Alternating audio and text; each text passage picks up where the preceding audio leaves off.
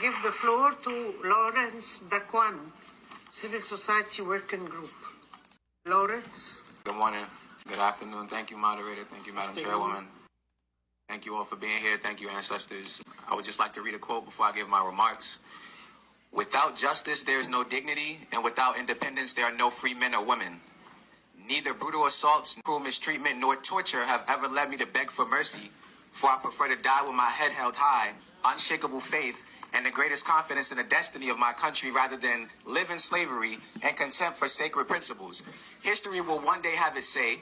It will not be the history taught at the United Nations. It will not be the history taught in Washington, Paris, Brussels, however, but the history taught in the countries that have rid themselves of colonialism and its puppets. Africa will write its own history. Both the north and south of the Sahara, it will be a history full of glory and dignity. Rest in peace, Patrice Lumumba.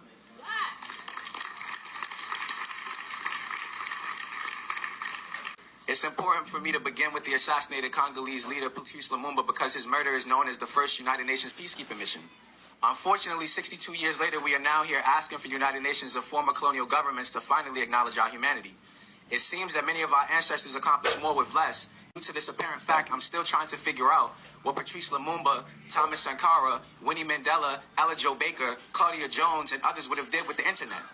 Can we finally set the record straight?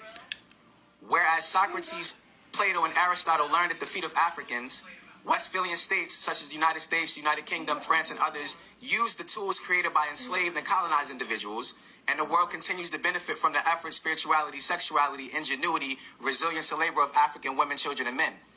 As Frantz Fanon and many others pointed out, white settler colonialism is not merely about land.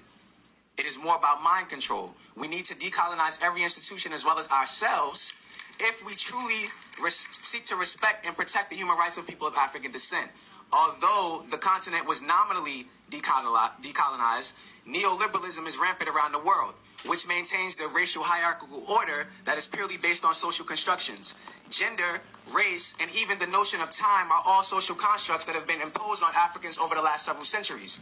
Sovereignty and economic development go hand in hand, similar to how U.S. slavery and colonialism in Africa worked in concert to strip us of our spirituality, families, and natural self-determination. Will advocating for the human rights of Africans be sufficient in a world where the World Trade Organization, International Monetary Fund, and other Bretton Woods institutions don't allow African states to set the terms of the sale of their own global products and refine agricultural products while businesses in former colonial states profit and own manufacturing companies are a few examples. It's important that we hold ourselves accountable as institutions so we are not merely engaging in performative stage play and political theater. Rhetoric about Africanism is baseless if we view ourselves through the colonial paradigm of inferiority. Thank you. As Amilcar Cabral introduced the notion of class suicide, it's more relevant for us to help our brothers, sisters, and everyone today by removing our superiority complex that we subscribe to. I have a lot more to say, but thank you for your time.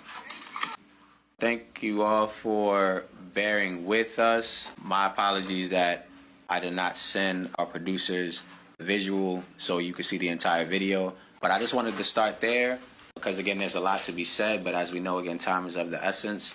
As a person of African descent that is also a researcher, that is also interested in social science, that is also interested in human rights, there are many things that we could say that have been said historically and contemporarily or contemporaneously about the status quo. However, instead of using data to make arguments to tear people down, I believe that we should just look in the mirror.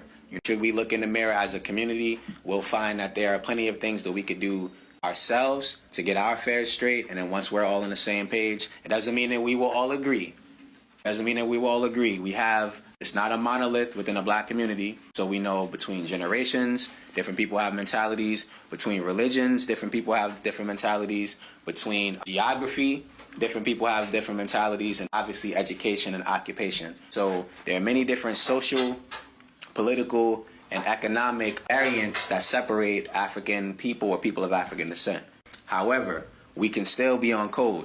Being on code, we can all defend each other no matter how much money one makes or one doesn't make. Because if we want to talk about quote-unquote other side, or if we want to talk about race, or if we want to do racial politics, if we want to do identity politics, I assure you that the wealthiest person of any group, marginalized or not marginalized, they should agree and be on the same code. Meaning the richest white person, the most wealthiest white person, and the poorest white person, they are on code. They agree when it comes to racism. They do not believe that anybody is better than them. I believe, again, that brown people should be doing something similar. We should not be ostracizing each other based on based on political, social, or economic status, based on religious differences, based on social differences, based on economic differences.